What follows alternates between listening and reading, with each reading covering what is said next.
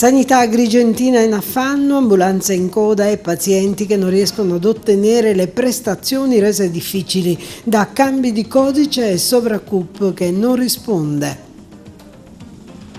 Vittorio Messina di Assoturismo, Agrigento 25 e Gibellina 26 sono due straordinarie occasioni da non perdere.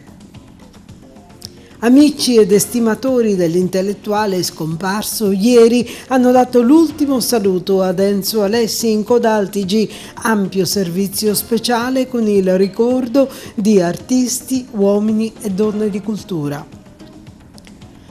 Controlli straordinari a Licata, scattano sanzioni, sequestri e denunce. Il PM chiede 10 anni e 4 mesi per il commerciante che a Ioppolo sparò nello scorso mese di agosto ad un 23enne. Approvato il progetto esecutivo per la demolizione e ricostruzione dell'asilo nido del villaggio Peruzzo.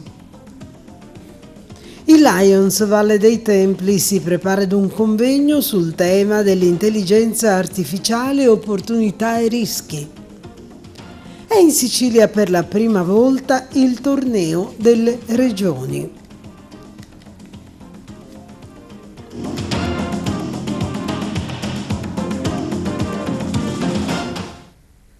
A tutti bentrovati dalla nostra redazione, lo avete sentito dai titoli, apriamo parlando di sanità, la sanità siciliana che non funziona. Nei titoli vi abbiamo sinteticamente detto quanto succede ad Agrigento e quanto adesso specifichiamo in questo servizio.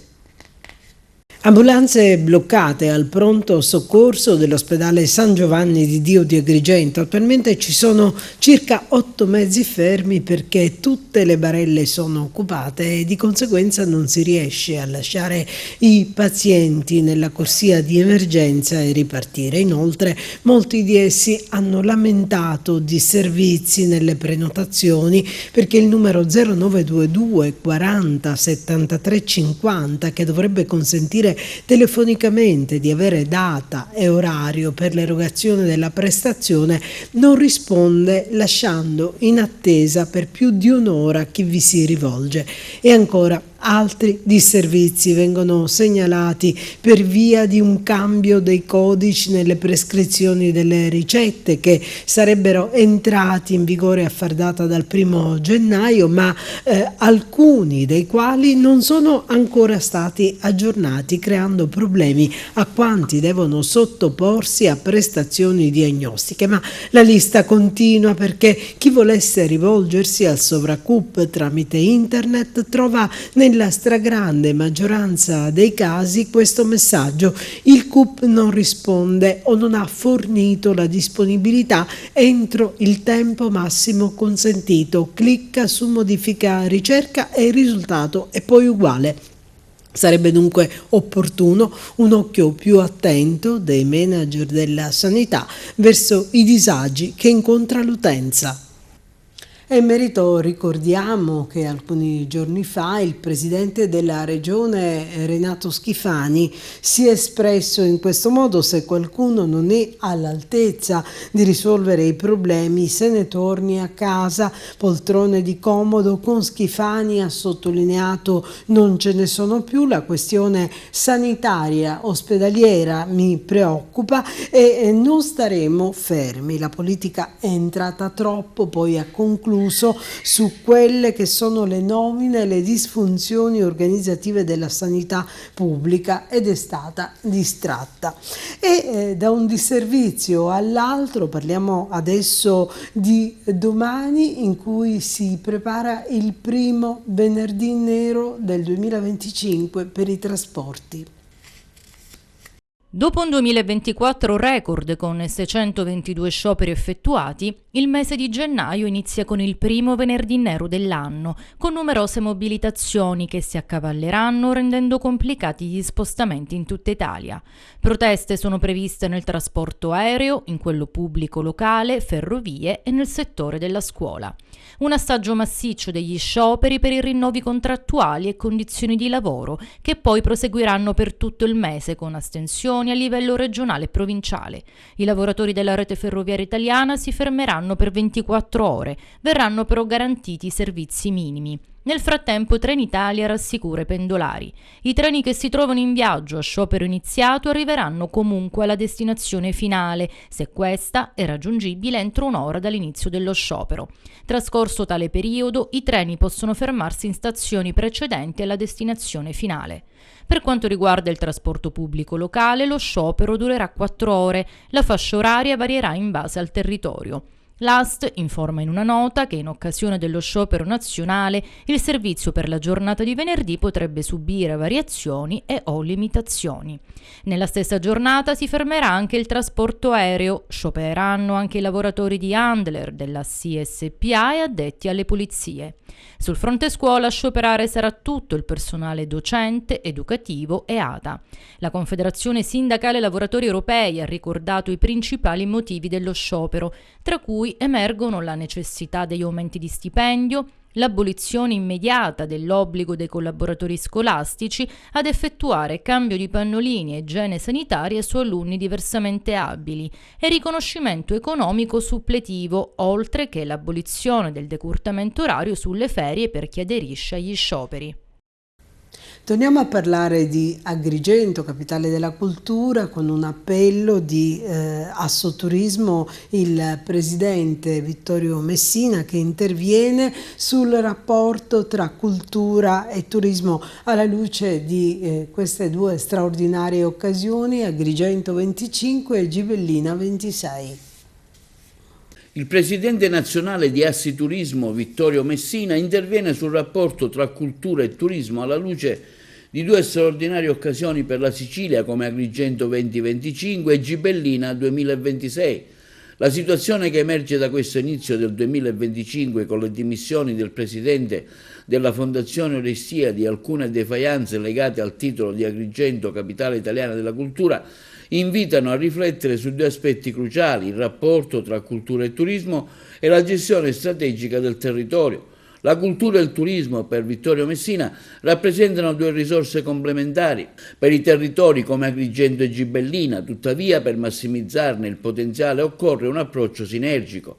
Le iniziative legate al titolo di capitale della cultura non dovrebbero limitarsi a eventi temporanei, ma mirare a lasciare un'eredità duratura in termini di infrastrutture, valorizzazione del patrimonio e formazione di competenze. L'obiettivo non è solo quello di aumentare i flussi turistici, ma anche attirare i visitatori interessati a scoprire l'identità culturale del territorio, creando un circolo virtuoso tra economia e valorizzazione del patrimonio.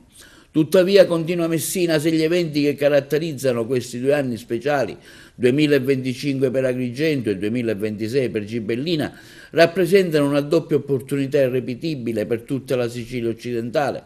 Affinché tali occasioni non si trasformino in sperperi o conflitti, è necessaria una visione condivisa. È fondamentale che le istituzioni, enti culturali, imprese e comunità collaborino per perseguire obiettivi comuni, evitando rivalità o contesi di tipo personale e politico. Occorre quindi una pianificazione a lungo termine, investire in una strategia che guardi oltre l'anno di celebrazione per garantire benefici economici e culturali vengano distribuiti nel tempo.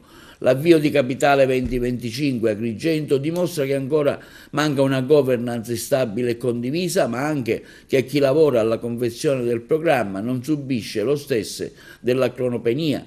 Questo potrebbe essere evitato con una programmazione più partecipativa e un coinvolgimento dei diversi attori locali. Nel 2026 Gibellina, con il titolo di capitale italiana della città d'arte, avrà occasione di diventare un esempio di come l'arte e la cultura contemporanea possono rigenerare un territorio. La città rinata dopo il terremoto del Belice può insegnare che la cultura è resilienza e può trasformarsi in motore di sviluppo. Questa è un'occasione per riflettere su come la Sicilia possa finalmente valorizzare le sue risorse, uscendo dalla logica delle occasioni perse, per costruire una visione del futuro realmente inclusiva e sostenibile. Quanto affermato da Vittorio Messina nella sua qualità di presidente nazionale di Assoturismo.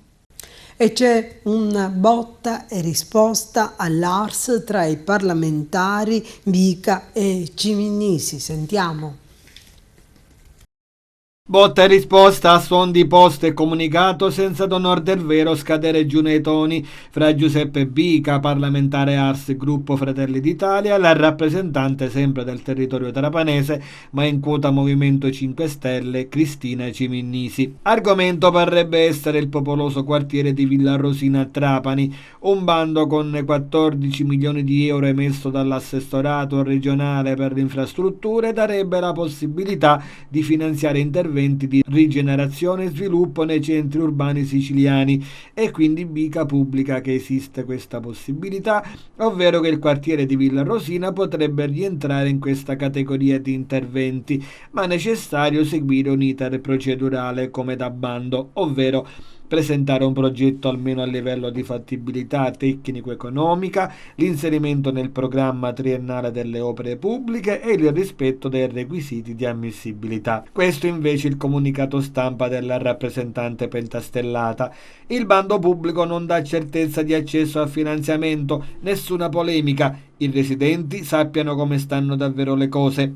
Sono la prima tifosa del progetto di completamento della rete fognaria e dei lavori di urbanizzazione in quel quartiere, e per il quale avevo fatto convocare un'apposita seduta della Commissione europea all'Assemblea regionale siciliana prima che il governo Schifani siglasse con Roma l'accordo con gli interventi da finanziare sul Fondo Sviluppo e Coesione 2021-2027. Nessuna polemica sterile da parte mia, ma non si può negare che da un'attenta lettura del bando non sembra vi siano elementi da far ritenere che per Villa Rosina possano esserci più possibilità di altri progetti presentati da altri comuni siciliani. Oggi non comprendo come si possa definire una polemica sterile l'avere chiarito ai trapanesi, mi preoccupo dell'ennesima delusione invece che potrebbe travolgere quanti da anni sono impegnati perché il progetto veda la luce. E conclude: auspico che il comitato di quartiere, come fece qualche anno fa, inviti tutta la deputazione a confrontarsi e a discutere i termini della questione. Bica dal canto suo, per chiudere, la politica che vive di propaganda e denigrazione degli altri è ciò che i cittadini non vogliono più vedere. È tempo di superare questa narrativa fatta di attacchi personali e polemiche sterili, concentrarci su fatti concreti e soluzioni reali.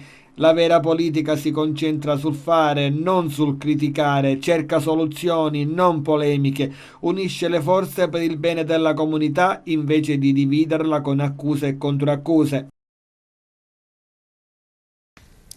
E torniamo a parlare dei funerali di Enzo Alessi svoltisi ieri, l'intellettuale e artista a tutto tondo che ha segnato importanti pagine di storia culturale esportando in Italia e all'estero il patrimonio letterario e teatrale della nostra Sicilia. Erano in tanti ad accompagnarlo nel suo ultimo viaggio, la famiglia addolorata, così come uno stuolo di amici, artisti, intellettuali che nel tempo gli erano stati vicini, apprezzandone le doti umane e professionali. Enzo Alessi è stato per tanti anni collaboratore di punta della nostra emittente, che ha vissuto come sua questa grande perdita in coda al TG e all'interno dello stesso un servizio speciale nel quale sentiremo il ricordo di alcuni dei suoi più affezionati amici, collaboratori ed artisti. E ci spostiamo a Licata, dove ci sono stati dei controlli straordinari con sanzioni, sequestri e denunce organizzati a seguito del Comitato Provinciale per l'Ordine e la Sicurezza Pubblica tenutosi presso la Prefettura di Agrigento. La sinergia tra diverse forze di polizia ha permesso di intensificare le attività di monitoraggio del territorio già dalla sera del 3 gennaio. Sentiamo. Proseguono intensamente i controlli straordinari al Comune di Licata organizzati a seguito del Comitato Provinciale per l'Ordine e la Sicurezza Pubblica che si è tenuto presso la Prefettura di Agrigento. Una sinergia tra le diverse forze di polizia ha permesso di intensificare le attività di monitoraggio nel territorio licatese. Nel corso di un servizio straordinario di controllo del territorio, Numerosi carabinieri della compagnia di Licata e agenti del locale commissariato di Polizia di Stato, coadiuvati dal reparto prevenzione crimine di Palermo e dell'unità cinofila del nucleo di Palermo, Villa Grazia, hanno effettuato verifiche su oltre 340 persone e 150 veicoli. I risultati delle operazioni includono 23 contravvenzioni elevati per violazione del codice della strada, tra cui mancata revisione dei veicoli, guida senza patente, inosservanza dell'obbligo di assicurazione e di responsabilità civile, ritiro di ben 4 carte di circolazione, 2 sequestri e 3 fermi amministrativi di autovetture, il sequestro di una dose di marijuana rinvenuta in possesso di un minorenne, il quale è stato segnalato alla prefettura di Agrigento come assuntore di sostanze stupefacenti, sequestro di 2 coltelli a serramanico trovati nella disponibilità di 2 giovani di Licata che sono stati deferiti all'autorità giudiziaria per porto ingiustificato di coltello. L'intensificazione dei controlli ha confermato l'impegno congiunto delle forze dell'ordine al fine di garantire la sicurezza pubblica e il rispetto della legalità sul territorio.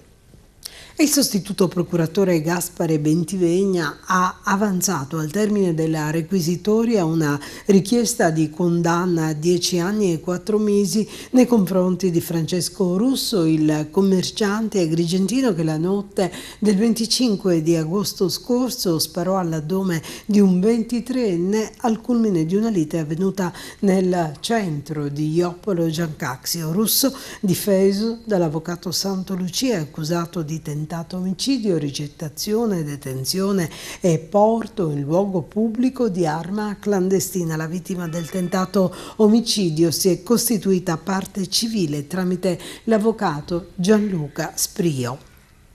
E ancora qualche altra notizia di cronaca: un bandito solitario con volto scoperto e verosimilmente armato ha rapinato in pieno giorno un'anziana in via Augello a Canicattì. Il malvivente ha puntato la novantenne e dietro minacce è riuscito a farsi consegnare la borsa al cui interno vi erano 400 euro in contanti, il cellulare, effetti personali e documenti. Poi la fuga e sono scattate le indagini.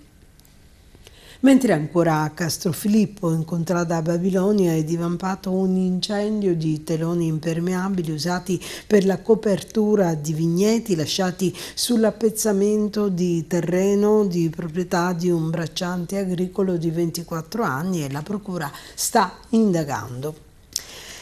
E adesso parliamo dell'approvazione di un progetto esecutivo per la demolizione e ricostruzione dell'asilo Nido Malaguzzi nel quartiere del Villaggio Peruzzo. L'intervento del valore complessivo di 1.080.000 euro rappresenta un passo significativo per il recupero di un immobile chiuso e abbandonato dal 2019.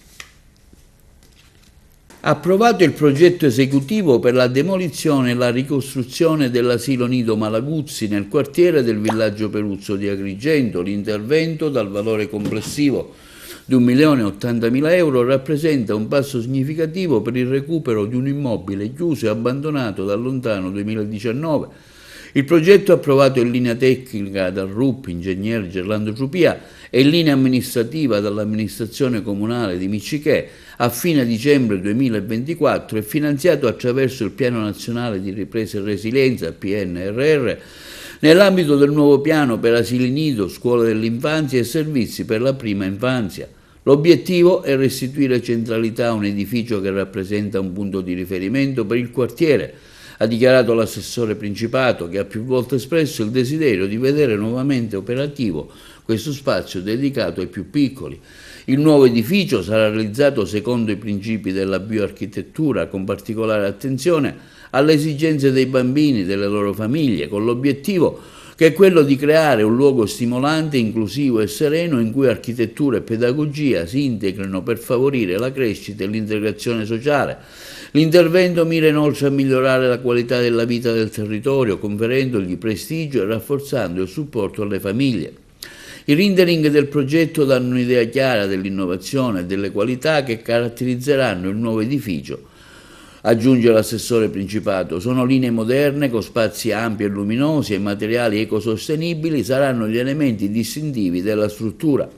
I lavori sono già stati affidati tramite Invitalia e prevedono l'inizio imminente del cantiere. Tutte le autorizzazioni necessarie sono state regolarmente ottenute, le tempistiche sono fissate per il 31 marzo 2026 per il completamento, mentre il collaudo finale al 30 giugno 2026.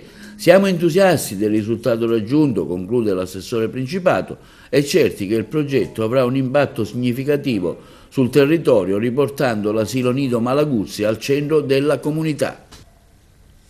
Il Lions Club Valle dei Templi, presieduto dall'avvocato Gaetano Salemi, promuove e organizza l'incontro dibattito sul tema l'intelligenza artificiale tra opportunità e rischi. Il tema di studio trattato riveste carattere di service nazionale e si terrà ad Agrigento presso il Circolo Empedocleo sabato 11 gennaio alle ore 18. La scelta della tematica trattata dal Lions Club riflette l'indiscutibile interesse e rilievo che oggi l'intelligenza artificiale suscita in ogni ambito della nostra società, ponendosi al centro dell'attenzione pubblica e sollevando molti interrogativi su come tale tecnologia può rimodellare la nostra vita.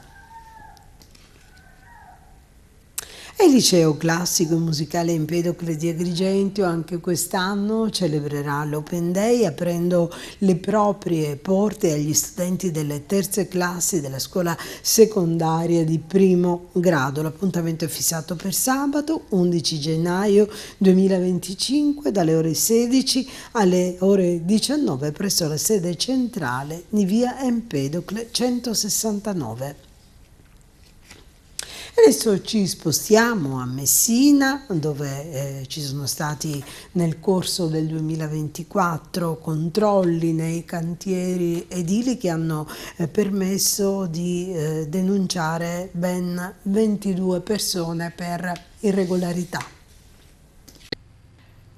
Nel corso del 2024 i carabinieri del Comando Provinciale di Messina, nel quadro delle iniziative finalizzate alla prevenzione e alla repressione dei reati inerenti alla sicurezza sui luoghi di lavoro, l'emersione del lavoro nero e lo sfruttamento del lavoro, come anche ribadito nel più ampio ambito del protocollo di intesa stilato dalla Prefettura di Messina con tutti gli enti provinciali coinvolti nella tematica, hanno condotto una strutturata e intensa attività operativa attraverso una permanente campagna di periodici controlli congiunti nel delicato settore dei cantieri edili, pubblici e privati, dislocati nella provincia peloritana. Le attività ispettive sono state eseguite a tappeto con cadenza periodica in diversi comuni messinesi dai militari delle 9 compagnie carabinieri dislocate in tutta la provincia, insieme ai militari del nucleo carabinieri ispettorato del lavoro del capoluogo. In particolare, i carabinieri di Messina e i militari del nucleo ispettorato del lavoro hanno condotto ispezioni in 42 imprese edili attive in cantieri presenti nelle diverse località della provincia, effettuando verifiche su 140 posizioni lavorative. All'esito delle attività svolte sono state rilevate irregolarità in 17 ditte, delle quali 10 sono state sottoposte alla sospensione temporanea delle attività per la presenza di gravi violazioni in materia di sicurezza del lavoro e la presenza di lavoratori in nero. Le irregolarità hanno riguardato principalmente la mancata adozione di misure tecniche e organizzative volte a evitare pericoli di caduta da impalcature e ponteggi, i cosiddetti pericoli da lavoro in quota, come ad esempio la mancata installazione di protezioni verso il vuoto. Gli altri illeciti rilevanti sono stati quelli connessi con ulteriori rischi dei lavoratori, come la mancata fornitura di dispositivi di protezione individuale e la messa in sicurezza dei cantieri, nonché l'inosservanza degli obblighi relativi alla formazione dei dipendenti. A seguito delle criticità e delle omissioni accertate a carico dei datori di lavoro e dei vari responsabili della sicurezza dei lavoratori, sono state deferite all'autorità giudiziaria complessivamente 22 persone ed irrogate sanzioni e ammende per l'ammontare complessivo di oltre 420.000 euro. Occorre comunque osservare come, analogamente a quanto avvenuto nell'anno precedente, anche durante la campagna dei controlli del 2024, particolarmente orientata ai cantieri pubblici ma non solo, è stata riscontrata la presenza di un basso numero di lavoratori in nero, solo 3 rispetto alle 140 posizioni lavorative verificate. La campagna dei controlli dei carabinieri del Comando Provinciale di Messina e del Nucleo Ispettorato del Lavoro nel settore edile proseguirà anche nel 2025, con l'obiettivo di mantenere elevata e costante la vigilanza sulla specifica e delicata tematica, confermando l'incisiva e permanente azione di prevenzione e contrasto dei carabinieri e dell'Ispettorato del Lavoro alle violazioni che danneggiano i diritti dei lavoratori e mettono a serio rischio la loro incolumità. E ancora Messina si prepara allo spettacolo delle frecce tricolori, è stato presentato l'evento. Le frecce tricolore voleranno su Messina per uno spettacolo che è stato annunciato oggi, che si terrà nel mese di agosto, ma lo avete annunciato oggi spiegando anche quanto è complesso arrivare all'obiettivo, quanto lavoro ci sta dietro, sia sul piano della sicurezza, ma non solo. È un evento molto complesso, noi abbiamo l'onore di essere una delle 18 location in Italia scelte per il 2025, vogliamo onorarla al meglio e sappiamo che abbiamo un impegno davanti veramente gravoso, ma ripeto, senza voler anche un po' esagerare, gravoso nel senso che dobbiamo badare alla sicurezza, alla parte sanitaria, la sicurezza in mare e cose varie, però poi saremo appagati da un grande spettacolo. E ripeto, io stimo 50.000 persone, ma è sempre una stima che faccio per difetto, sarà veramente un grosso pubblico e sarà veramente un evento importante. Quali sono i passaggi da oggi al prossimo 3 di agosto, man mano cosa si dovrà realizzare sul territorio? Siccome interessiamo sia il mare che terra, dovremmo chiedere delle autorizzazioni che nel gergo aeronautico si chiamano NOTAM, vanno chieste almeno 90 giorni prima perché la pattuglia chiede un cono di sicurezza per le loro operazioni che va dalle 5 miglia di raggio alle 6.000 piedi di altezza, quindi dobbiamo chiedere almeno 90 giorni prima queste autorizzazioni. Poi dobbiamo chiedere alla Capitaneria perché so che lo stretto di Messina il traffico viene canalizzato in un certo modo, quindi voglio dire partiremo, già il fatto di oggi non è una partenza eccessivamente in anticipo, ma noi già partiremo a lavorare col Comune di Messina e con l'organizzatore dell'Aerogrebbe di Reggio già da marzo, cominciamo a fare delle riunioni e piano piano è un crescendo interessando sempre più enti finché arriveremo alla fine alla riunione finale in prefettura dove sicuramente sarete anche voi e dove il prefetto stabilirà se dare o meno l'autorizzazione. A oggi non è mai successo che non l'abbia data perché sappiamo cosa dover portare al prefetto. Vi ringrazio Street Art City, che è questa piattaforma straordinaria che racconta la street art nel mondo, e sono felice, estremamente felice, perché un muro realizzato allo Sperone, dedicato a Santa Rosalia, che è la patrona della città di Palermo, che è la mia città, è annoverato tra i primi 50 dipinti di strada al mondo. Non ho vinto nessuna medaglia, nessuna coppa, non ho vinto nessun premio in denaro, ma questa cosa mi rende felice perché non solo veicola il mio lavoro, la mia pittura, ma veicola un messaggio molto importante, che è quello che le donne devono stare al primo posto della nostra agenda, dei nostri interessi. I loro diritti devono essere al primo posto. La solidarietà va a tutte quelle donne che in questo momento soffrono le dittature e soffrono la prigionia delle loro idee. Santa Rosalia per me rappresenta questo. Ringrazio la parrocchia San Marco Evangelista dello Sperone, Don Ugo, che ha immaginato questo dipinto che è oggi per noi vanto, gioia e felicità. E adesso ci fermiamo per la pubblicità e torniamo tra poco con altre notizie.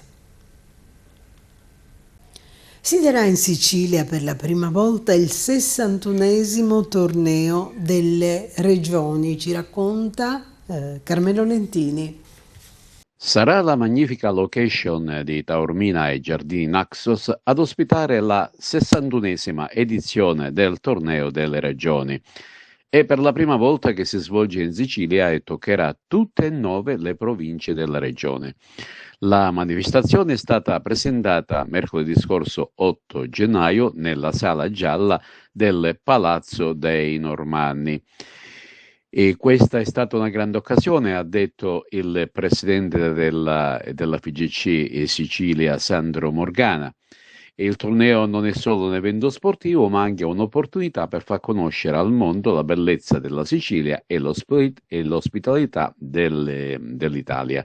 Per quanto riguarda le prime informazioni utili alla competizione, le fasi finali dai quarti di finale in poi si svolgeranno tra le città di Giardini, Naxos e Taormina, a metà strada tra Messina e Catania.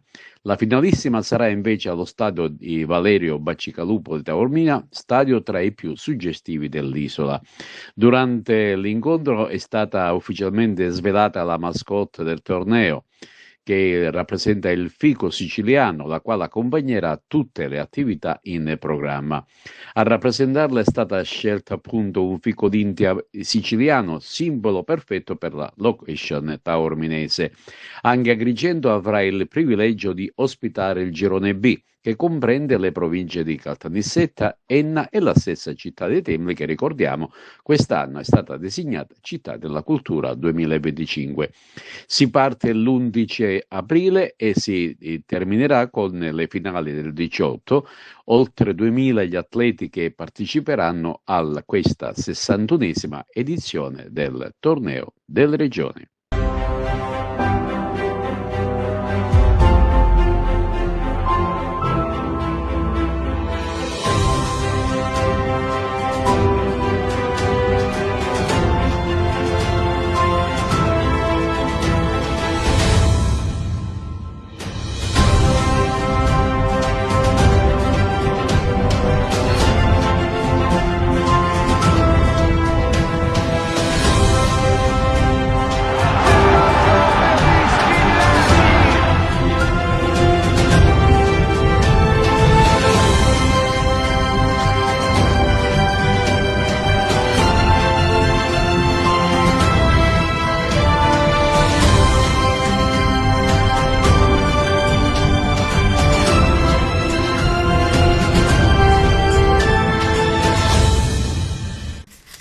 E questa era l'ultima notizia. Prima di lasciarvi e salutarvi, vi ricordiamo che adesso andrà in onda il servizio speciale che la nostra emittente ha realizzato in ricordo, in omaggio e nel corso dei funerali del nostro collaboratore scomparso Enzo Alessi. Grazie per l'attenzione a tutti, a domani.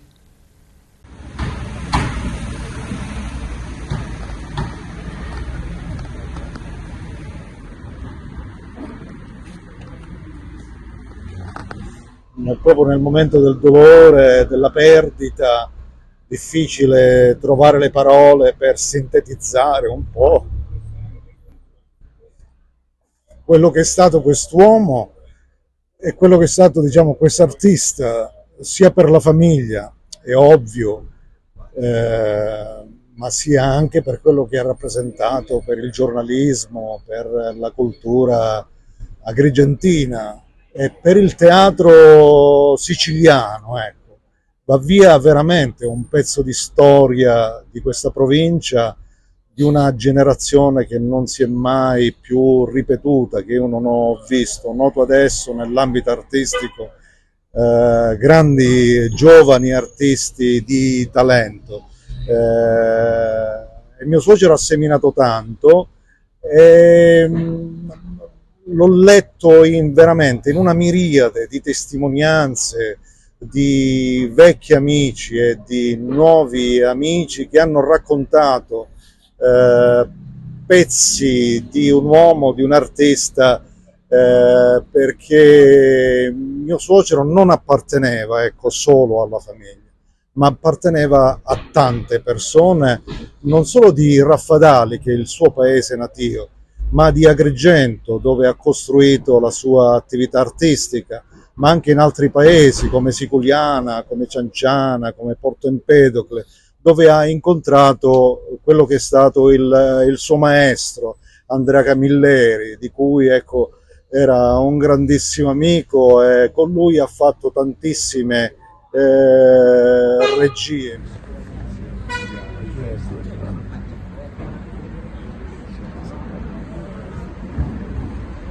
vedo tantissimi di quei giovani qua a Raffadali rendergli omaggio, ma anche tantissimi che sono cresciuti con lui proprio in questi paesi, che hanno raccontato veramente pezzi di storie, sono pezzi che vanno messi assieme come un puzzle.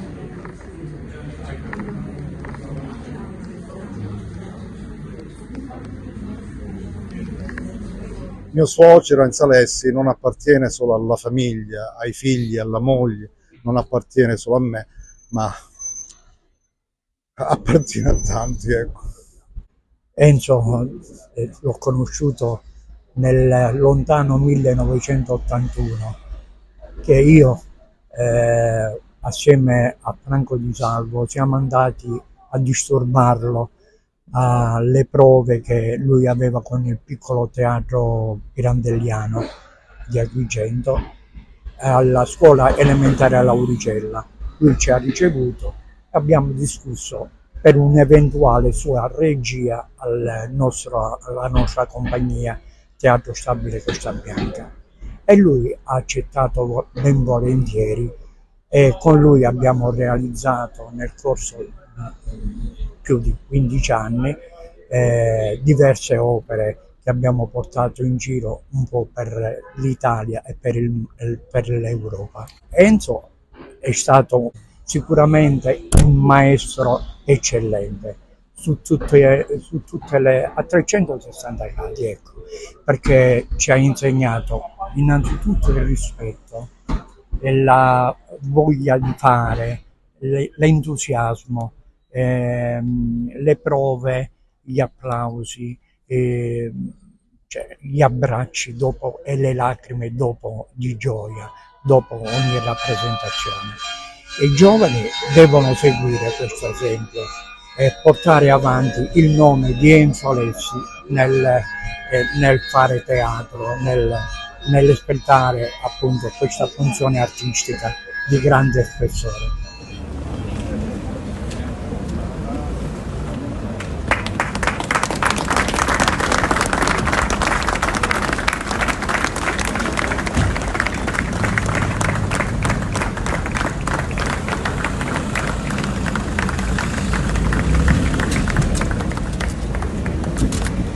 Un uomo di straordinaria capacità intuitiva soprattutto, e che ha saputo guardare sempre avanti, e ovviamente è una grande perdita per il territorio della provincia di Agrigento, per la città di Raffadali e un po' per tutta la cultura in sé. È una stella che adesso brilla nel firmamento.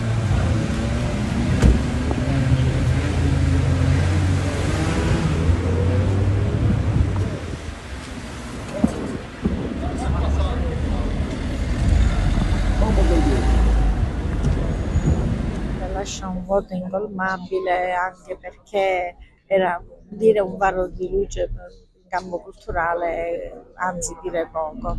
Evidentemente dobbiamo cercare di, attraverso il suo ricordo, di portare avanti quello che erano anche le sue aspirazioni, quello che lui voleva.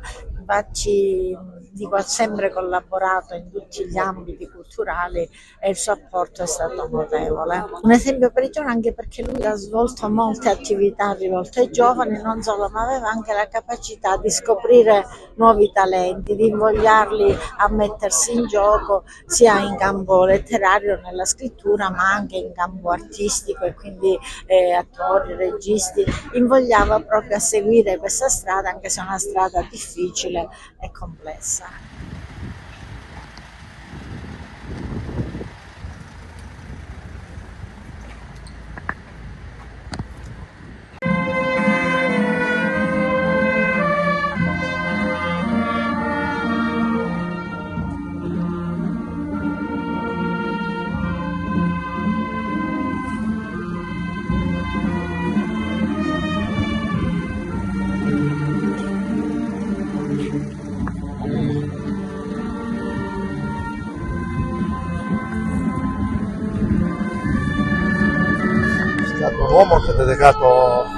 tutta la sua vita per la sua comunità, per la cultura, per l'arte, per il cinema, per il teatro. Una persona che lascia, secondo la comunità raffadale, un ricordo indelebile non solo per noi cittadini raffadalesi ma per l'intera regione siciliana. Resterà un voto incolmabile nella cultura non solo di Raffadali, ma comunque lui ha esportato ovunque questo suo amore per il sapere, questa sua voglia di trasmettere a tutti quanto fosse necessaria la conoscenza. E poi era uno spirito libero, un'anima libera, una persona che era fuori dai condizionamenti e in questo ha messo in luce proprio quanto la cultura che lui amava tanto faccia uomini liberi.